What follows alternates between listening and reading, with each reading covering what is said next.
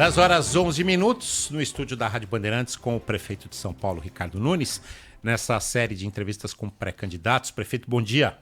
Bom dia Sabino, bom dia a todos os ouvintes da Band, uma alegria poder estar de volta aqui com vocês. Prefeito, a gente tem começado todas as entrevistas perguntando um pouquinho sobre a vida da pessoa, né? Então, onde o senhor mora, quantos anos o senhor tem, qual a sua formação, que time o senhor torce, quantos filhos tem? Fala um pouquinho pra gente, por favor. O time eu começo te mostrando aqui a capinha do meu celular que eu ganhei no Dia dos Pais. Aqui nessa capinha está o Ricardo Nunes pai, Ricardo Nunes filho e o Ricardo Nunes neto. Ah. Aqui, para quem não está assistindo, é uma capinha de celular que eu ganhei no Dia dos Pais. Vou mostrar aqui, ó. Para quem está no YouTube, a gente consegue mostrar. O senhor já descreveu, a gente consegue mostrar aí. Isso. E o time é o Palmeiras. O time é o Palmeiras. Então, tá vendo? Vai dar um bom Palmeiras e Corinthians, né? Guilherme Boulos corintiano, Ricardo Nunes palmeirense, vai dar um... Só é importante cumprir as regras do jogo, né?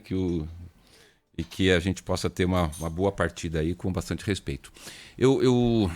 Meu pai veio de Portugal com 14 anos, minha mamãe de Minas. Éramos 5 irmãos, perdi uma irmã, a Fernanda, que era uma menina que minha mãe tinha adotado. E a gente acabou perdendo ela tão cedo, ela muito jovem, 18 anos.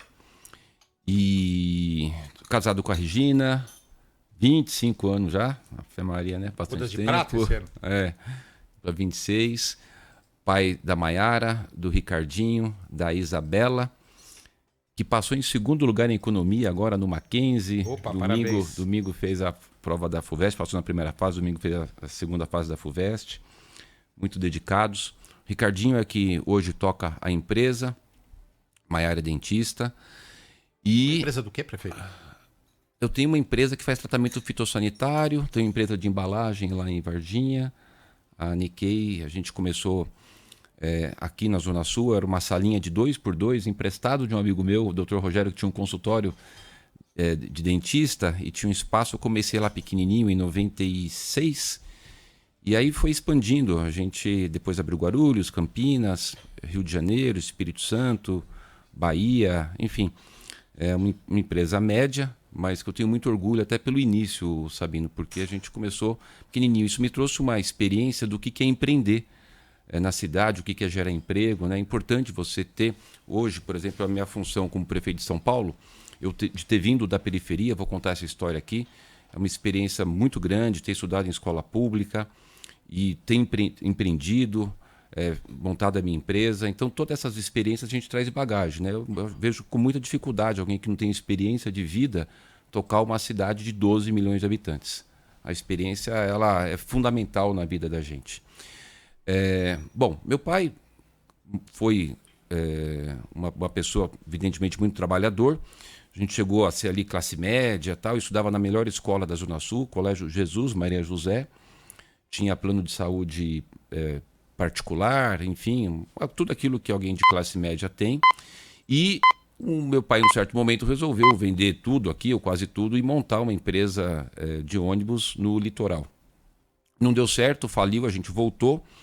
E aí eu fui morar no Parque Santo Antônio, que é uma das coisas mais importantes do ponto de vista da minha vida de aprendizagem, porque eu saí da escola particular, fui estudar na escola pública, saí do plano de saúde particular para usar o serviço de saúde pública, usar o transporte público e viver o que vive na periferia. Então hoje, como prefeito, eu consigo de uma forma verdadeira entender qual que é a necessidade de quem vive na periferia, de que estuda em escola pública, de que usa o serviço de saúde público, bem como sei o que é empreender, tocar o teu negócio, ter a concorrência do dia a dia, vencer burocracias, enfim, você ter uma vivência real. Eu não preciso, sobre esse item, assistir nada, ler nada, estudar, porque eu vivi. Então eu trago para a minha vida pública essa experiência da vida real.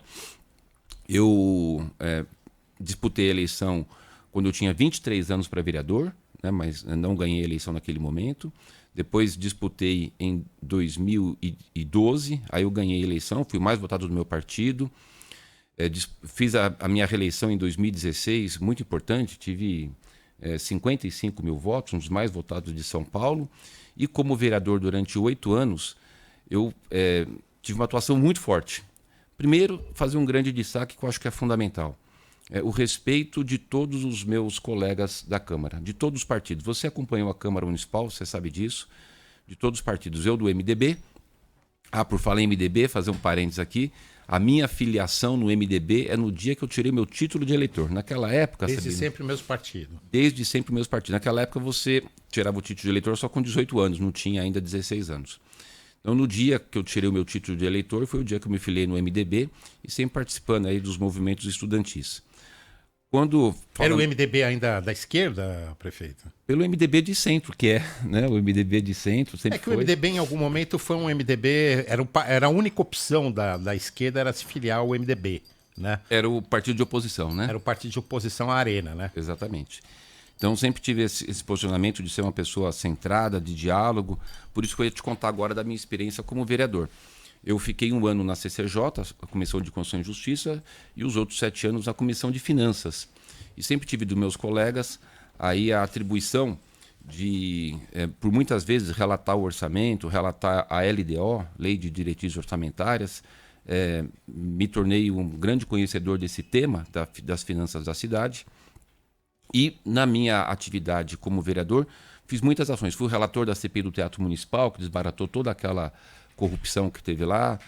Fui presidente da CPI da sonegação tributária. Em 2019, eu trouxe, com meus colegas vereadores, os outros 4 membros, 1,2 bilhões de recuperação de valores que haviam sido desviados de fraude, principalmente por instituições financeiras. Uma dessas instituições financeiras, só para a gente ter uma ideia, teve uma multa de 3,8 bilhões de reais, né? Enfim, fiz bastante coisa. Essa minha experiência como empreendedor, eu tive coisas assim muito importantes. Por exemplo, eu fui presidente da AESUL, Associação Empresarial da Zona Sul. E pude, durante essa importante experiência da minha vida também, entender sobre as questões da burocracia e da necessidade de empreendedores de todos os portes. Porque a AESUL ela tem desde um autônomo até donos de faculdade, donos de escola, donos de posto de gasolina, enfim, é uma associação de quase 500 associados que tem um leque muito grande com relação aos perfis de empreendedores. E dessa experiência eu trabalhei muito nas alterações das legislações. Para a gente ter uma ideia, uma das ações que eu trabalhei foi para poder corrigir muitas das distorções da legislação. Porque a gente tinha, naquele momento, mais de 80% de todo o comércio na cidade sem a licença de funcionamento. Eu sempre brincava, Sabrina, eu falei, puxa vida, se você tem mais de 80% que não consegue a licença de funcionamento, né, o problema então não é dos empreendedores, mas da legislação. Era como você falar para alguém, dá um pulo de 1 metro, a pessoa até dá um pulo de 10 metros e não vai conseguir dar. E a gente fez um trabalho muito forte com os outros vereadores para poder fazer a correção da legislação e que hoje tem dado um resultado muito positivo. Eu tenho trabalhado muito na desburocratização, que ajuda muito o desenvolvimento da cidade. Agora, prefeito, aproveitando aí que o senhor foi empreendedor, o senhor é empresário, falar de imposto, né, prefeito? ISS pesa, IPTU, então, pesa demais. Em algum momento até dá para acreditar que tem empresário que acaba desistindo de São Paulo pelo peso do IPTU e do ISS. Não tem como, de alguma forma, beneficiar esses empreendedores para que eles tenham algum incentivo de ficar em São Paulo? Sim, Sabino, enquanto a gente vê alguns pré-candidatos já falando que nem não sentou e nem vai sentar na cadeira, já está aumentando o IPTU das pessoas, a gente sempre fez o caminho contrário. Eu, como prefeito, reduzi o ISS de várias atividades, por exemplo, de 5% para 2% de todas as atividades de franquia, franchise, reduzi de 5% para 2%, que é o mínimo, né? O 2% pela lei complementar 116 e 156. Não pode nenhum município ter um ISS menor do que 2%. Reduzi o ISS de toda aqueles atividade de aplicativo que faz intermediação de serviços. Por exemplo, quando você usa para chamar um Uber, um iFood, né? Era 5%, reduzi para 2%. Estou com agora na Câmara um projeto que eu enviei, já votou em primeira, está para votar em segunda, vota essa semana em segunda, a redução de 5% para 2% de streaming. Todas as atividades de audiovisual, então eu só fiz ações de redução de ISS. Então, só que dei alguns exemplos. Reduzi de 5% para 2%, todas as ações de audiovisual, aplicativo de prestação de serviço, franchise, está na Câmara para reduzir o de streaming. Então, essa é a nossa ação. IPTU, todo o início de ano, os prefeitos fazem a correção do IPTU com relação à PGB, Planta Genérica de Valores. Eu não fiz, né? Fiz a correção da inflação, porque é lógico, a gente dá o aumento para o funcionário, tem o aumento das despesas dos contratos com a prefeitura, você precisa repassar esse valor. Então, que essa atualização da planta genérica de valores, prefeito, desculpa interrompê-lo, a gente só vê ela para cima, né? Às vezes desvalorizou uma determinada região, esse IPTU dificilmente cai, né? Exatamente. Por isso que é muito importante frisar aqui. Eu optei por não fazer a correção pela PGV do IPTU.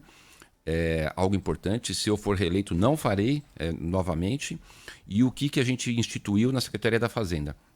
São pontos de atendimento para quem tem o seu IPTU, que ele avalie como está acima do valor com relação ao valor do seu imóvel, para esse órgão ali da Secretaria da Fazenda já fazer a correção. Então, às vezes, você tem ali o valor do seu imóvel com o valor que a Fazenda instituiu como acima daquilo que é correto, você apresenta isso na Fazenda, ela faz com o técnico, com as pessoas técnicas da Fazenda, uma avaliação para fazer a correção e diminuir. Então, a nossa gestão é uma gestão de eficiência. E olha, Sabino, e mesmo assim eu aumentei a arrecadação.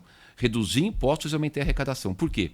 Nós temos na cidade algo fundamental que eu queria chamar a sua atenção e a atenção do Pato e de todos os nossos ouvintes da Band. Segurança jurídica. Ninguém vai investir numa cidade onde não haja segurança jurídica. Todos sabem que eu respeito as leis, que eu nunca invadi nada de ninguém. A questão de respeito às leis, para nós, é uma regra fundamental e isso nos trouxe um resultado fantástico. De 2021 até agora, olha que importante isso. Vieram para a cidade de São Paulo empresas que já existiam, que estavam em outros estados e municípios, se transferiram para São Paulo, 43 mil empresas vieram para São Paulo, de 2021 até agora. Outras 341 mil empresas abriram novas na cidade. E isso faz com que a gente, num trabalho muito sério, com uma equipe muito comprometida, respeitando as leis e tendo a confiabilidade do investidor, do empreendedor, a gente pudesse hoje comemorar o ciclo virtuoso da economia da cidade. Nós temos, por exemplo, agora batemos nesse terceiro trimestre um dado importante que é o menor taxa de desemprego desde 2015. Nós estamos com 7,6%. Menor taxa de desemprego. No ano passado, só para a gente ter uma ideia, entre admissões e demissões, nós tivemos um saldo positivo de 187 mil empregos. São Paulo está gerando emprego. São Paulo está gerando emprego. Mesmo entre os jovens, né, 18 e 24, que existe um problema enorme no país, que esse dado de desemprego vai para 24%. Aqui na cidade de São Paulo, nós temos de 13,9%. Temos 440 mil nenéns. Por isso que a Prefeitura está fazendo uma série de ações. Nem estudando, nem trabalhando. Exatamente. A Prefeitura está fazendo uma série de ações, porque a gente trabalha com planejamento, né, com uma equipe muito competente, para a gente poder fazer frente a essa situação. Então, o nosso índice de desemprego é um dos menores do Brasil, a cidade está muito forte, e tem algo fundamental que é sempre trabalhar com as análises, né, do setor, do mercado, e a gente identificou, por exemplo, as nossas oportunidades de aquecimento da economia. E uma das oportunidades que a gente identificou foi, por exemplo, a realização de eventos de esporte, eventos de entretenimento, fizemos o Detal. A cidade de São Paulo é a única cidade do mundo que tem os 3 grandes eventos da FIA, Federação Internacional de Automobilismo. Olha, Sabino, a única cidade do mundo que tem a Fórmula 1, a Fórmula E, todos transmitidos pela Band, e também a WEC, que eu fui para a França, assinei, nós vamos ter dia 14 de julho, que lá chama 24 Horas de Le Mans, um dos eventos fantásticos. Essa semana agora eu estive em Dallas e vou contar para você o que é vida de prefeito. Vida de prefeito é assim, ó, terça-feira, 22h45 da noite, eu embarco para Dallas, chego lá às 6 horas da manhã, participo da reunião com os 32 presidentes dos times lá do NFL. A gente assina um contrato para trazer o NFL para São Paulo, participo da coletiva, pego o avião, no dia seguinte eu estou cedo aqui. Eu fiz num dia só, eu fui e voltei, assinei um dos contratos. E o prefeito o que aconteceu nesse meio tempo, né? O prefeito está aterrissando em São Paulo e de repente toca o telefone e governador, aumentei a tarifa. Bomba no Como é que foi isso aí, prefeito? A gente primeiro aproveitar a tua pergunta e combater as fake news, né? Esse possível adversário que eu vou ter aí de uma forma irresponsável, né? Que ele é campeão em mentira, publicou na sua rede social que eu vou aumentar o ônibus. Não vou aumentar o ônibus. A tarifa continua R$ 4,40 desde o primeiro dia. Eu comuniquei isso. O governador Tarcísio, eu posso até explicar aqui, não compete à prefeitura, porque metrô e CPTM é do Estado, mas talvez, se você desejar, possa fazer uma pequena explicação, fez a correção de metade da inflação. A inflação foi 26% no período, ele deu a correção de 13% e vai a tarifa para R$ 5,00 metrô e CPTM, que é do Estado. A Prefeitura de São Paulo, a gente mantém os 4,40, portanto, já é o terceiro ano consecutivo. Posso explicar o porquê disso. Tem uma conjuntura de política pública nesse contexto, inclusive de geração de emprego. Foi bom que o tema que a gente abordou antes foi geração de emprego, porque tem a ver com isso. A gente não pode tratar a questão do transporte coletivo, uma cidade que tem 12 mil ônibus, hoje 7 milhões de passageiros por dia, sem fazer uma análise mais ampla do contexto de meio ambiente, do trânsito da cidade, da geração de emprego e renda, enfim, é um conjunto de ações que talvez, se você achar interessante, a gente pode abordar aqui.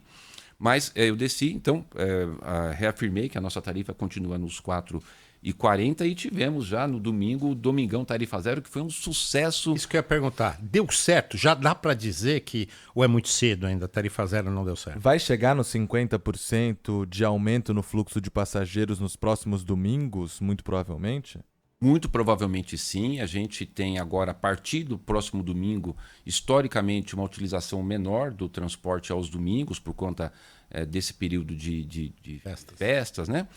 Agora, a gente teve no primeiro domingo 35% de aumento dos usuários. Lembrando que nós tínhamos, aos domingos, um uso de 40% da nossa frota, dos nossos quase 5 mil ônibus, e, portanto, 60% de ociosidade. 60% dos ônibus estavam transitando na cidade ociosos. E a gente, elevando a utilização pela Domingão Tarifa Zero, a gente faz o melhor uso do recurso público. Por isso que é importante que as pessoas façam uma análise correta, coerente dos aspectos, né? Como é que você não pode tratar assuntos de temas da cidade, esse país de 12 milhões de habitantes, de forma míope, né? Mas sempre tem uma amplitude nas ações de políticas públicas.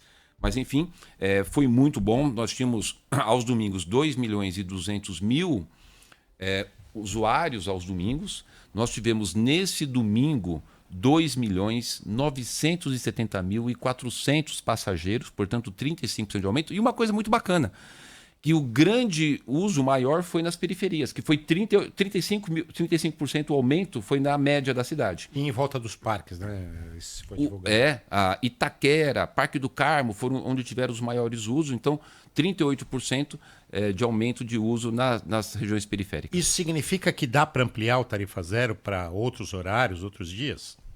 Isso significa, Sabino, que tudo que a Prefeitura de São Paulo for fazer na minha gestão será com base em estudos, no tempo certo, com cautela. Uma cidade dessa, qualquer ação, se você errar, evidentemente a gente não está livre de ter erros, né? Mas evidentemente tem que ser feito com muito estudo para poder ter o menor erro possível. O senhor chegou a comentar anteriormente sobre uma possibilidade de tarifa zero noturna também, um espaço que está aberto pelo orçamento aprovado para o ano que vem pela Câmara Municipal de São Paulo. Isso deve acontecer no ano que vem, essa ampliação? Olha, eu gosto e acho que é muito importante que o prefeito de São Paulo, qualquer pessoa em qualquer função, vocês jornalistas, qualquer um, mas ainda mais o prefeito, que é o que está no dia a dia ali com as pessoas, né? As pessoas vivem na cidade. E eu quero continuar com essa qualidade que as pessoas têm reconhecido, que é falar sempre com muita sinceridade. Eu escutei algumas reclamações, porque eu peguei o ônibus à meia-noite, de sábado para domingo, para poder ver como é que estava funcionando, testar, conversar com as pessoas. Também, durante o dia de domingo, eu, a minha esposa Regina, minha filha Isabela, nós pegamos o ônibus e fomos até a Vila de Natal da Água Espraiada. Então, a gente usou bastante o ônibus no domingo, eu com a minha família. E no sábado à noite, portanto, domingo de madrugada, eu escutei algumas reclamações das pessoas que utilizam o ônibus na madrugada. E aí me abriu um sinal amarelo.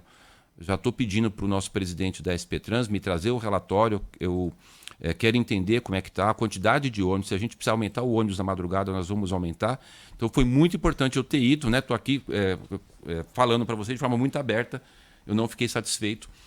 Fiquei satisfeito com o geral, muita gente elogiando, mas algumas pessoas me trouxeram essa reclamação do tempo de intervalo do ônibus. Tempo de intervalo. Na madrugada. Na madrugada. Porque qual que é a questão? Olha, a gente tem 7 milhões de passageiros que utilizam os ônibus por dia na semana. 7 milhões. Aos domingos, 2 milhões e 200. Esse número caiu, né? Era maior ainda. Em 2019 eram 9 milhões. Aí é que está a questão da política pública da gente manter a tarifa, de atrair passageiro para o transporte coletivo, né? Mas o que acontece durante a madrugada? Hoje nós temos 22 mil passageiros utilizando os ônibus na madrugada. Então é uma conta complexa, é um processo de logística complexo, porque a gente tem que entender a viabilidade entre o uso do recurso público e a quantidade de passageiros. O número é bem baixo, né, prefeito? 22 mil passageiros só usam de madrugada. 22 mil só? Muito pouco. Ontem eu li esse número, até comentamos aqui no Meu Bandeirantes e achamos muito pequeno. Quer dizer, com pouco dinheiro a gente consegue estender o tarifa zero para madrugada. A gente consegue estender o tarifa zero para madrugada, mas... Então vamos dar em primeira mão aqui, prefeito. Não, isso que eu ia falar, mas eu preciso primeiro entender se eu preciso, mesmo com pouco passageiro, aumentar o número de ônibus. E eu pedi o estudo para o Levi. Levi, vamos entender se é melhor a gente aumentar o número, mesmo que os ônibus trafeguem com pouco passageiro, mas a pessoa que trabalha... E a cidade de São Paulo, ela não para, ela é 24 horas, né? Uma cidade viva, uma cidade... É a melhor cidade do mundo, indiscutivelmente, né? É uma cidade que tem a maior oferta gastronômica do mundo, é uma cidade que tem um respeito internacional hoje fantástico. Eu fui eleito agora presidente do Mercocidades, presidente também das cidades... da Ibero-Americanas, enfim, a cidade está tendo uma repercussão muito positiva com relação à sua visão no mundo todo. A gente tem participado de muitos eventos internacionais. Eu recebi aqui o evento do Mercocidades, vários prefeitos de vários locais. Prefeito, o senhor está falando de coisas boas, é óbvio que São Paulo tem muita coisa boa e a gente aqui não tem compromisso com a crítica. Quando tem que elogiar, a gente elogia também. Mas os ouvintes têm posição aí. Muitas posições. Vamos abrir para eles, né? Eu também tenho algumas questões que eu quero levantar, inclusive sobre tarifa zero com o prefeito, mas já convidar o nosso ouvinte, muitos já mandando questionamentos para o prefeito, só você participar mandando uma mensagem para o nosso WhatsApp. 11 999 048756. Temos aí? Bom dia, Bandeirantes. Bom dia, prefeito Ricardo Nunes. É sobre a restituição do alvará do táxi preto. O processo para restituição está muito lento. O meu caso foi publicado o nome no Diário Oficial em 7 de outubro e até agora não recebi o ressarcimento. E tem muitas reclamações aí que a gente vê nos grupos de atraso no pagamento, que publica o nome no Diário Oficial, mas a pessoa não recebe efetivamente o pagamento da outorga. Obrigado, Valdir de São Paulo. Pode, por favor. Claro. Valdir, o que aconteceu com o táxi preto? Só para os nossos ouvintes da Band aqui poderem entender. Gestões passadas, o prefeito da época cobrou um valor absurdo para as pessoas terem o táxi preto. Isso foi judicializado, teve uma série de problemas e a gente está indo dentro da linha de tudo aquilo que é problema, né, tirar da frente e resolver. E eu decidi de que aqueles valores cobrados indevidamente, que a gente não tivesse que ficar ali com essas pessoas discutindo judicialmente. Melhorar a vida dessas pessoas que ficavam ali, né, anos. Isso aconteceu lá em 2014, pra você ter ideia. Ficar anos aí nessa discussão e estou fazendo a devolução. Não é nem o pagamento, né? Tecnicamente é a devolução do valor. Estão acontecendo, a gente publicou o nome de todas as pessoas que eles deveriam apresentar a documentação no Diário Oficial, total transparência e agilidade no processo. Pode ser, não sei se é o caso específico, de que tem alguma situação específica de algum documento, porque todas as ações é o dinheiro público, é um dinheiro que entrou no caixa da prefeitura, que agora a prefeitura está fazendo essa correção dessa injustiça e fazendo a devolução. Evidentemente tem que se seguir todos o critério, para não ter o depósito na conta de alguém que depois possa ter aí alguma irregularidade. Mas se você quiser passar aqui para a Band, a gente poder olhar especificamente o seu caso e avaliar. Mas a notícia boa é que essa cobrança indevida lá atrás, eu resolvi, estou fazendo as devoluções, vários já receberam, né? A gente tem recebido muita mensagem de pessoas agradecendo por ter corrigido e ter feito justiça nessa situação, e que pode ter algum caso ou outro aí que tem algum problema por conta de alguma documentação, alguma coisa que falta esclarecer. Prefeito, eu queria voltar só em 2 pontos da tarifa zero, e não só sobre a tarifa zero, mas também sobre o transporte público como um todo, porque o intervalo dos ônibus no domingo costuma ser um pouco maior, porque a frota é menor e agora com a tarifa zero a tendência é aumentar. O senhor pensa em aumentar, à medida que possível e necessário, a frota dos ônibus para diminuir esse intervalo e também para que o ônibus não fique superlotado? E a segunda questão é em relação à diferença da tarifa. Apesar do metrô e da CPTM ser uma tarifa do governo estadual e o ônibus da prefeitura, essa tarifa diferenciada pode levar as pessoas, deve levar, né? A tendência é essa, as pessoas voltem a usar o ônibus com maior frequência. O senhor já prepara uma infraestrutura mais qualificada para uma possibilidade de superlotação do que hoje é o sistema de transporte público por ônibus na capital? Porque tem reclamação do serviço. O senhor falou de intervalo, tem muita reclamação. A gente recebe aqui muita reclamação do serviço em si. E o nosso objetivo é reconhecer quando a gente melhorar e providenciar essas melhoras. Agora, com relação à questão dos ônibus, a gente hoje tem 95% da frota igual tinha em 2019 e tendo aí uma queda de 20% do número de passageiros. Como você havia me perguntado agora, nós tínhamos 9 milhões de passageiros por dia em 2019, hoje temos 7 milhões de passageiros, mas a frota continua basicamente em 100%. Principalmente aqui né, nas regiões mais periféricas. A questão da tarifa de metrô, CPTM e ônibus não é a primeira vez que ela não é a mesma. Já houve situações onde a prefeitura teve o valor maior e o Estado menor, e já houve situações onde foi ao contrário. E nessa situação, a gente teve uma decisão conjunta com o governo do estado e a prefeitura de São Paulo. No próprio dia que eu cheguei de Dallas, onde eu fui assinar esse contrato super importante para a cidade do NFL, o secretário de transporte do estado, o Assalve, e a diretoria do metrô e da CPTM, junto com toda a minha equipe técnica do transporte SP Trans, nós nos reunimos na prefeitura de São Paulo e não existe nenhum impedimento técnico para poder ter essas tarifas diferenciadas. E uma das questões que foi abordado nessa reunião é dessa possível migração de passageiro do metrô e CPTM para o transporte de ônibus. No primeiro momento, historicamente, acontece, mas num período curto se acomoda e volta ao normal. Né? É o que trouxe, inclusive, os estudos do próprio Pedro, presidente da CPTM, do Assalve do Transporte. Eu me esqueci agora, me perdoe, mas o responsável do metrô, que estava lá na reunião. Prefeito, afinal de contas, para a gente esclarecer de uma vez por todas, o governador contou para o senhor antes que ia fazer o reajuste, o senhor disse que não tinha intenção de fazer, mas o senhor não sabia exatamente a data, porque muito se especulou de um ruído, eu aqui falei que ruído nenhum, mas o senhor sabia que ia acontecer exatamente ali, quando o senhor estava em Dallas, aquele reajuste? E muito se falou pelo momento também, né? O senhor tinha acabado de anunciar a tarifa zero. Isso prejudicou de alguma forma o anúncio da tarifa zero? Não prejudicou. O que teve, Sabino, é aquela coisa desse rapaz que deve ser candidato aí, pré-candidato a prefeito, que solta fake news. Né? Ele, aquela moça lá do sindicato dos metroviários, colocaram na rede social mentindo que só ia ter o domingo tarifa zero até o final do mês. É uma falta de sensibilidade, de compromisso com a ética, fazer uma coisa dessa, dizer que eu vou aumentar a tarifa de ônibus. Então, o que acontece? A rede social ela é muito boa, né? Ela é maravilhosa, ela mudou o nível de comunicação, mas infelizmente por algumas pessoas irresponsáveis e que não têm ética acabam utilizando da rede social para ficar colocando fake news.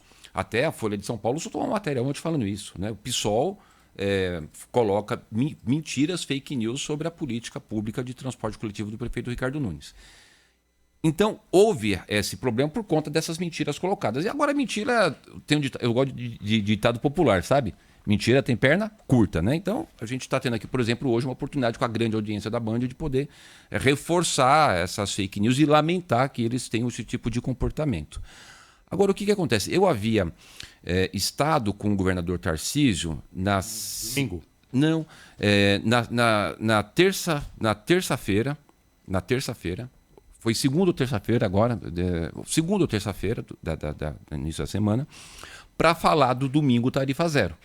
Para levar para aí os estudos que não tinha necessidade de implantar os domingos metrô e CPTM, levei toda a nossa malha de transporte na cidade, mostrando que os ônibus eles atendem toda a cidade, que o objetivo principal é que as pessoas pudessem visitar os parques, são 113 parques, eu vou inaugurar mais um agora, serão 114 parques, eu já inaugurei 5 parques, vou inaugurar mais 5 até o final do ano que vem. Os nossos equipamentos esportivos, né? Eu estou reformando todas as piscinas dos centros esportivos, nossos espaços culturais, teatros, enfim, possibilitar que as pessoas, as mais humildes, né, que trabalham tanto durante a semana, possam domingo pegar sua família e curtir a sua cidade e fazer uso dos espaços públicos, visitar um parente, ir numa missa, num culto, enfim. E dentro dessa conversa, para falar especificamente do domingo tarifa zero, o Tarcísio comentou: Ricardo, eu estou aqui, não está concluído, mas a gente já tem aqui um indicativo de que talvez eu tenha que fazer uma correção, não é aumento, uma correção de uma parte da inflação do metrô e CPTM. Por quê? Porque dentro da questão contábil de metrô e CPTM, os investimentos estão dentro do contexto do recebimento tarifário, diferente da prefeitura. A gente tem contas separadas para isso. E eu não quero colocar em risco a ampliação da rede. Nós temos hoje 104 quilômetros de metrô na cidade de São Paulo, e em torno de 200 quilômetros de CPTM. Desses 104 quilômetros que tem de metrô, hoje tem 34 quilômetros em obras. Então a gente vai ter nos próximos anos ampliação da rede do metrô. E para São Paulo é fundamental, porque São Paulo nós temos 7 milhões de veículos por dia e 1 milhão e 100 mil motos. Mas o senhor não sabia exatamente a data, o dia que... Muito bom, vamos lá. O que aconteceu? O Tarcísio, eu desci no aeroporto, ele me ligou e depois eu fui entender o que estava acontecendo. Ele havia dado uma entrevista para o Rodrigo Bocardi, que irá ao ar em janeiro, para falar sobre um ano de governo dele. Tanto é que agora, nesse momento, ele havia me convidado, ele está anunciando o balanço. Ele está anunciando o balanço. E eu até falei: Tarcísio, eu tenho um convite lá da Band, eu não vou poder estar aí.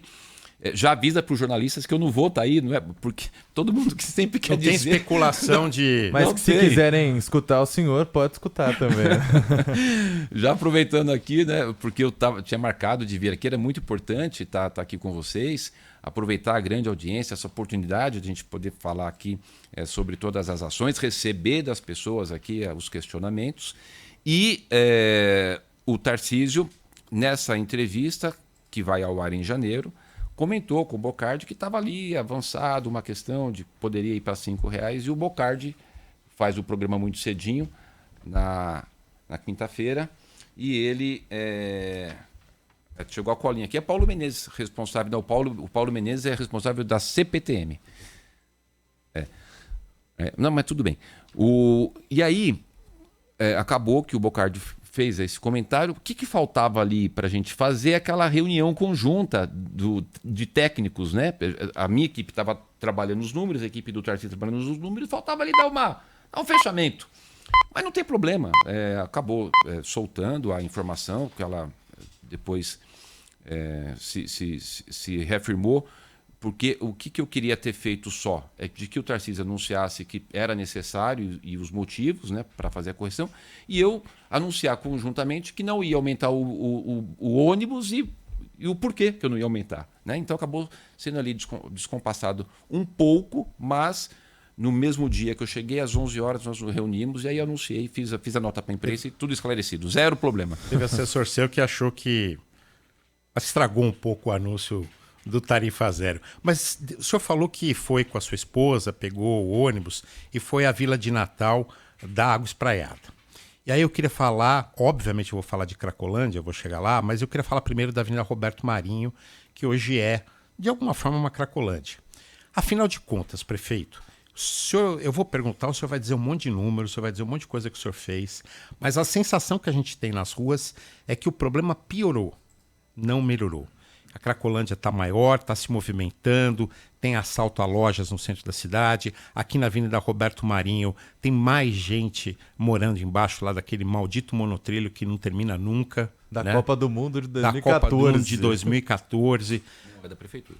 Não é da prefeitura, é do governo do estado. Aliás, a gente está sem informação nisso, é uma boa pauta para a gente falar.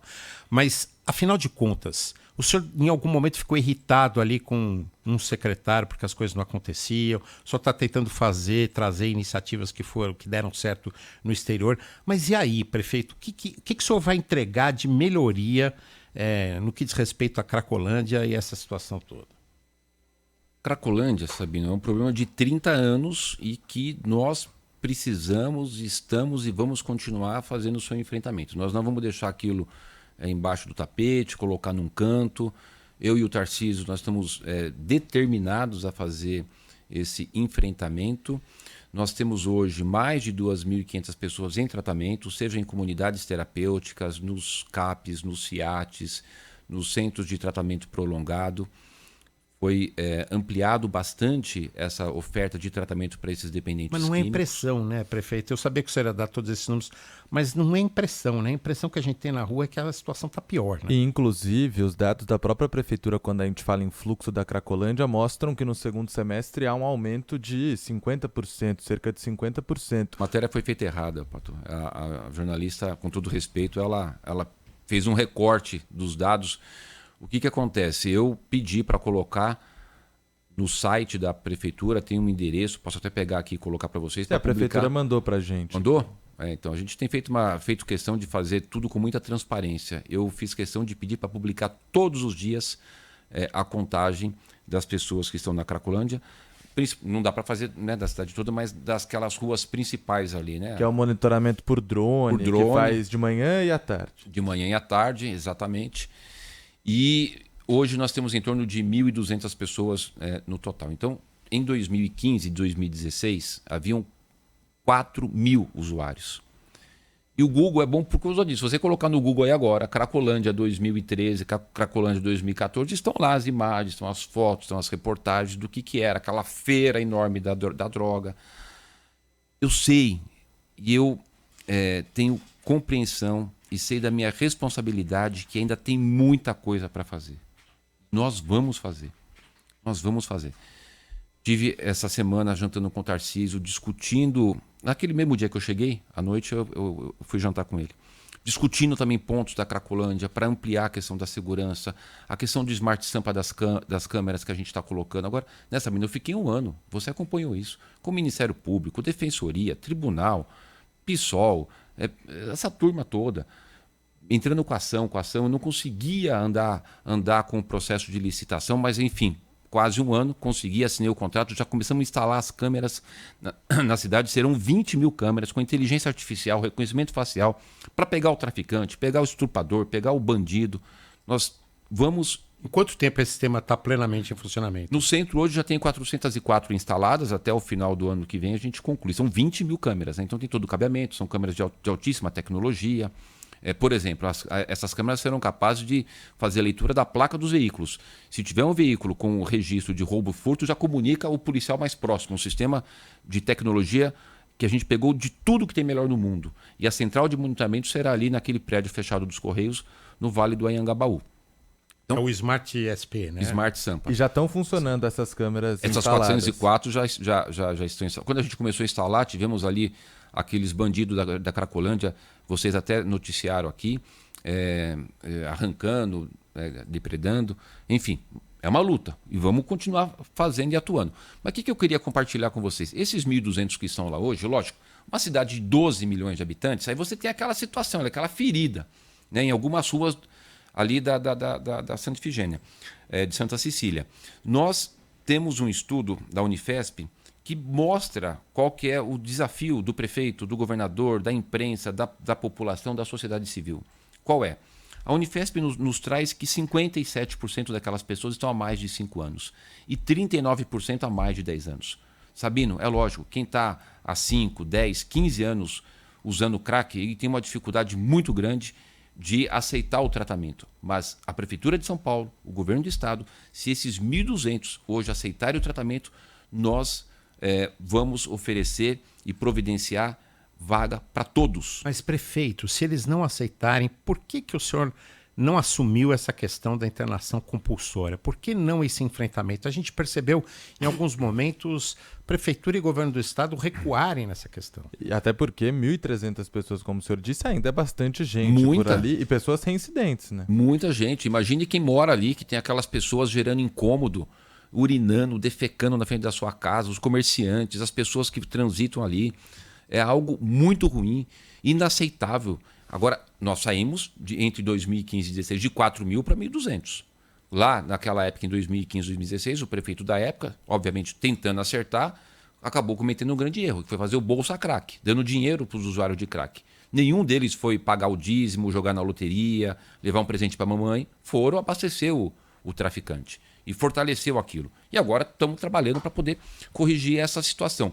Não está faltando empenho da prefeitura e do estado para fazer esse combate. Nós temos um comitê que se reúne permanentemente, todas as semanas, em 2, 3 dias da semana, entre o governo do estado, entre a prefeitura, o vice-governador do estado, o Felício Ramute, participa das reuniões, o secretário de governo da prefeitura, Edson Aparecido, os secretários da assistência, de saúde, e a internação de segurança. compulsória, internação compulsória, eu já falei várias vezes que é necessário que a gente faça internação compulsória para aquelas pessoas que estão ali numa situação degradante, colocando em risco a sua vida. A gente criou uma questão na sociedade de repudiar a questão da internação compulsória como se fosse algo coletivo, né? Algo que fosse algo contrário aos direitos humanos. Mas quando você tem uma pessoa que ela está ali, ela não consegue sequer ter o discernimento do destino da sua vida, nós temos que ajudar essa pessoa e salvar a vida dela. E como seria a forma correta de fazer? A questão de internação compulsória não depende do prefeito, do governador, de nenhum de nós. Ela só é possível se o médico atestar e o judiciário homologar, concordar.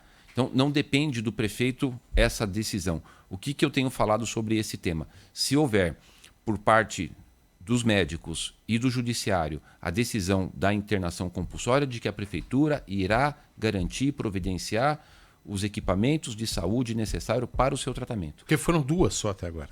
2 compulsórias só até agora. Já teve mais, aí depois teve pressão do Ministério Público, teve uma... Eu ia chegar aí, prefeito. Eu ia chegar nessa história do Ministério Público. Eu queria entender isso, porque a gente tem informação aqui, eu já dei essa informação, de que alguns dos médicos da prefeitura foram chamados ao Ministério Público para explicar eventuais decisões de internação involuntária e internação compulsória. O senhor acha que o seu governo foi prejudicado, e esse caso seria um exemplo, pelo Ministério Público? Pela instituição Ministério Público, não. Tanto é que a gente tem uma excelente relação com o Ministério Público. Uma das minhas agendas hoje é com o Ministério Público, com o nosso procurador-geral, Dr. Mário Sarrubo, e com outros integrantes do Ministério Público, e a gente vai assinar um termo de cooperação de ações de combate ao racismo. Nós temos várias ações. Por exemplo, o Ministério Público me procurou uma certa vez, uma promotora, a doutora Silva, que é amiga da Regina, e levou, através da Regina, minha esposa, levou um projeto para a gente criar uma lei nova, que é o Ampara, para a prefeitura dar um valor mensal para aquelas crianças que ficaram órfãs de mulheres vítimas de feminicídio. Onde foi o problema com o Ministério O problema do Público? Ministério Público são alguns integrantes. Alguns integrantes. Então, tem gente lá que tem uma questão ideológica. Já teve situações, Sabino, de que o meu secretário de saúde, de que funcionários da Secretaria de Saúde ficaram lá horas. Horas. Uma das reuniões que eu tive com a minha equipe de saúde atrasou por mais de 2 horas, porque eu fiquei aguardando eles e estavam lá no Ministério Público e uma das técnicas da saúde chegou na minha sala chorando. Chorando. Ela saiu do Ministério Público chorando de pressão de um promotor em cima dela. Então, é muito importante que a gente tenha essa conversa aberta. Instituição, Ministério Público, associação. Eu fui convidado pelo presidente da Associação dos Promotores do Ministério Público, ter uma boa relação. Instituição fundamental e importante. Pressão para quê essa funcionária do Ministério Público? Porque ele discorda dos métodos. A gente abriu um equipamento novo, aliás, 2. Já inaugurei 2 novos equipamentos, que são os centros de atendimento prolongado. Que a gente tem lá uma nova metodologia das pessoas ficarem internadas. A gente abriu um leque de opções para esse tratamento. De várias, né? Que tem CAPS, tem CIAT, comunidade terapêutica. E esse promotor pressionou pressionando, questionando, indagando, contestando, que eu acho que é importante indagar, contestar. Agora, a forma de pressão psicológica, isso é muito ruim. Isso é muito ruim. Mas deixo claro, a instituição, o Ministério Público, órgão importante. Mas tem lá um promotor que não tem tido um comportamento, do meu ponto de vista, obviamente, eu, independente de ser prefeito ou não, eu tenho o direito de ter a minha avaliação sobre comportamentos. Né? A Promotoria de Saúde, Coordenadoria de Saúde do Ministério Público. Exatamente. Que, do meu ponto de vista, não tem. Quando você leva uma funcionária pública da Prefeitura de São Paulo para o Ministério Público, a pessoa sai chorando, não é possível que isso esteja correto. Não é possível que esteja correto. Tem alguma coisa errada nisso. Prefeito, nosso tempo está acabando, mas eu acho que nossos ouvintes ficariam muito bravos, né, Sabino, se a gente não perguntasse sobre algo que o senhor até comentou, né? A arrecadação do município está subindo e, consequentemente, o investimento também.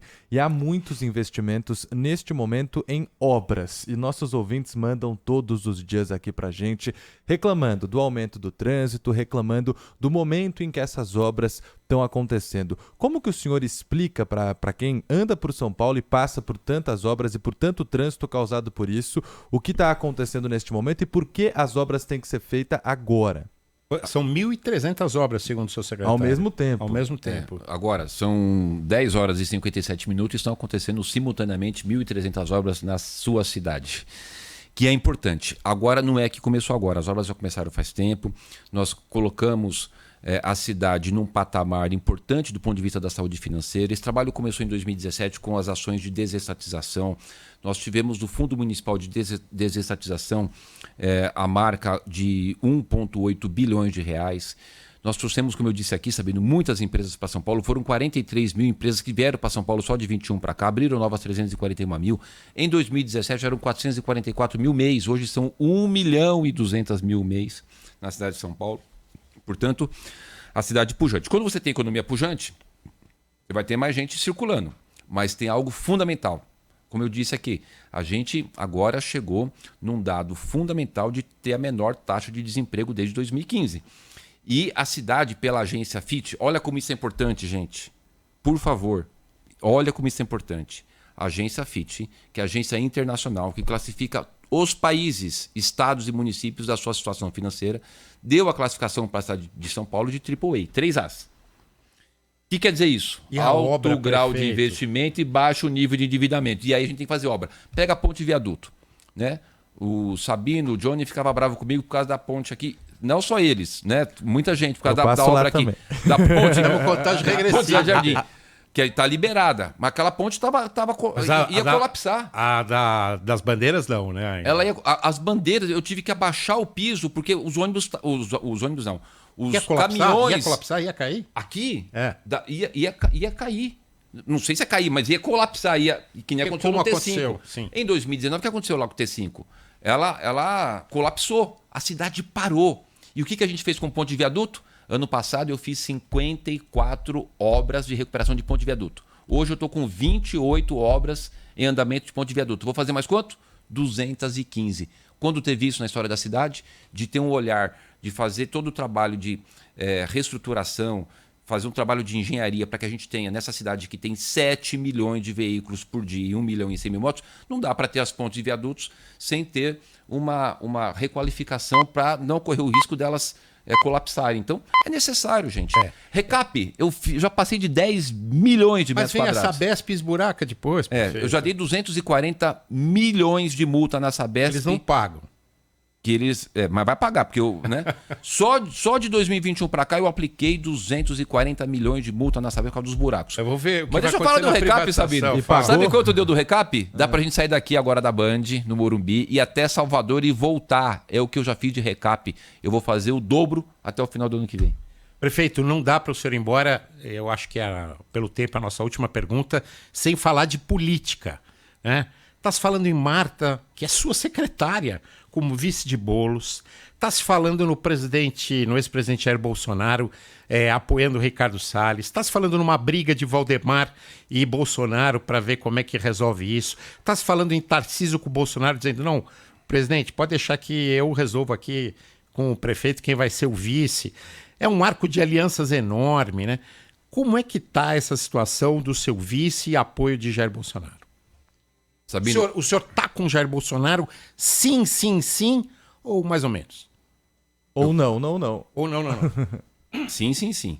Eu desejo, já deixei isso claro várias vezes, é importante o apoio do presidente Jair Bolsonaro, a união da direita e do centro para vencer a extrema esquerda, essa extrema esquerda que parou a cidade para fazer ato político, parou metrô e CPTM. O povo não vai esquecer disso, não. Essa irresponsabilidade que fizeram com São Paulo, né? Dessa turma que cooptou sindicatos, parou o metrô e CPTM, criou esse transtorno na cidade, que publica fake news de forma insistente e contínua, né? São pessoas irresponsáveis e a cidade tem que garantir que a gente não vai ter esse risco de ter uma turma dessa aqui, para acabar com a cidade. Nós estamos gerando emprego e renda, temos problemas? Eu sei que tem problemas. Nós sabemos dos problemas e estamos trabalhando para resolver os problemas. E a Marta vai pular o muro ou não vai pular o muro? Não, a Marta é secretária. A Marta... Você já conversou com ela? Ela disse não conversei. Vou. A Marta, ela não... Eu não teria nem por que falar. Olha, é algo tão fora do contexto. Ela é uma das minhas conselheiras. Ela é secretária de Relações Internacionais, fazendo um belo de um trabalho desde o primeiro dia de governo. Não tem menor sentido uma situação dessa. Mas do presidente Jair Bolsonaro é muito importante. Já falei, esteve comigo na prefeitura almoçando, fui visitá-lo no hospital. Ele iria comigo assistir o jogo do Palmeiras, até me mandou uma mensagem, porque ele estava no Rio Grande do Norte, estava cansado, foi para casa.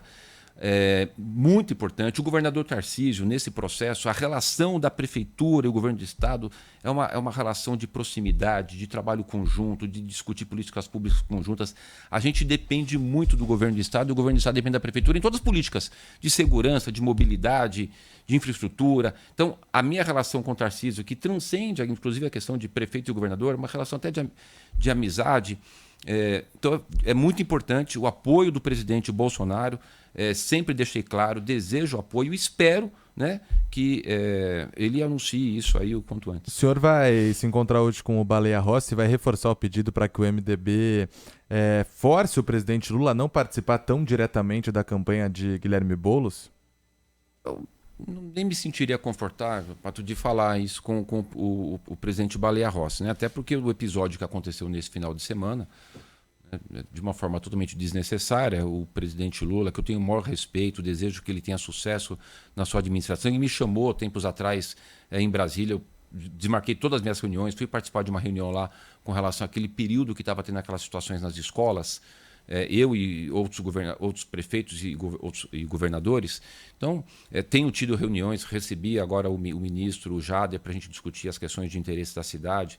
Inclusive, nós mandamos 7 bilhões de inscrição no PAC, né? Esse mentiroso desse cara que toda hora põe fake news, falou, inclusive numa entrevista aí, que eu não tinha feito inscrição da cidade para o PAC. Você acha que eu vou deixar a cidade ter os seus interesses atendidos por conta de que o governo é de partido A ou B? De jeito nenhum. Tenho uma relação muito boa, eu converso muito com o ministro Padilha. Tudo aquilo que foi interesse da cidade, seja com o governo A ou o governo B, eu vou defender a cidade. Prefeito Ricardo Nunes, o senhor tem um compromisso tão importante quanto esse que a gente está tendo aqui. Na sequência, faltou falar de TCM, de Sabesp, falar mais de centro, lixo, que vai ter o contrato renovado esse ano. Faixa azul. Faixa azul fantástico, gente. Tem um monte de coisa pra gente falar. Zero óbito no faixa azul, tô tão feliz com isso. Tem um monte de coisa pra gente falar, mas vou liberar o senhor para esse outro compromisso, agradecendo muito aí a sua presença, dizer que aí no decorrer da campanha, obviamente, a gente vai voltar a falar. O senhor não tem nenhuma novidade para contar? Não dá para passar o prefeito aqui no microfone e não dar um furo para a gente, não contar nenhuma novidade nesse microfone forte como é o da Bandeirantes. O que o senhor tem aí de novo para contar para ir embora? Tem muita novidade. Eu vou agora. Conta uma só. No dia 26 eu assino mais o contrato para a construção de mais 6.000 unidades habitacionais. Tem gente que faz palanque para falar de que vai começar umas dezeninhas, né? Eu estou fazendo assim 6.000, estou com 16.000 em obras, já entreguei 6.500 unidades habitacionais, maior programa habitacional da história da cidade. Mas, Sabino, deixa eu aproveitar aqui sua grande audiência e desejar para todos que estão aqui nos ouvindo um Feliz Natal. Que a gente possa ter nesse Natal os corações todos contagiados pelo espírito natalino, de amor, de paz, que a gente possa tirar da nossa frente gente que só coloca discórdia, ódio, polarização, né? Sem polarização, sem mentira. Agora eu vou dizer uma coisa para o senhor, antes do senhor ir embora, e agora liberando mesmo o senhor. e eu não faria esse comentário longe do senhor, vou fazer na sua frente aqui. O senhor tá com uma estratégia malufista de responder pergunta. A gente faz uma pergunta, o senhor dá toda a notícia positiva que o senhor tem, o senhor vai responder lá no final, só depois de falar todos os números, tudo positivo. O senhor tá assistindo alguns filminhos ali, algumas entrevistas antigas de Maluf. Não, quando a gente leva a vida assim com muita transparência e muita verdade, eu não fiz esse media training que eles falam, nada. Eu vim da periferia, eu vivi, eu amo essa cidade, eu não tenho nada para esconder, a nossa vida é de verdade, eu não falo mentira. Se você olhar minha rede social lá, entrar no meu Instagram lá, Prefeito Ricardo Nunes, você não vai ver eu falando mal de ninguém. Eu estou falando das coisas positivas e é o que eu desejo para todo mundo. Positividade, que a gente possa ser feliz e que cada um possa trabalhar e se desenvolver. Essa cidade aqui é sensacional, a minha responsabilidade é enorme, né? Você veio assumir com a morte do Bruno, então honrar a memória do Bruno, tocar essa cidade que eu amo, que eu tenho meus filhos, meus netos e, enfim. Obrigado pela Band por tudo. Obrigado pela Band por, às vezes, me contestar, me cobrar, mas também de me dar a oportunidade de falar as coisas que a gente está avançando na cidade. A gente não tem compromisso nem com a crítica, nem com o elogio, como eu disse. Se tiver coisa certa, a gente vai falar também. Obrigado, prefeito. Valeu, obrigado prefeito. vocês. Bom fim de ano para o senhor.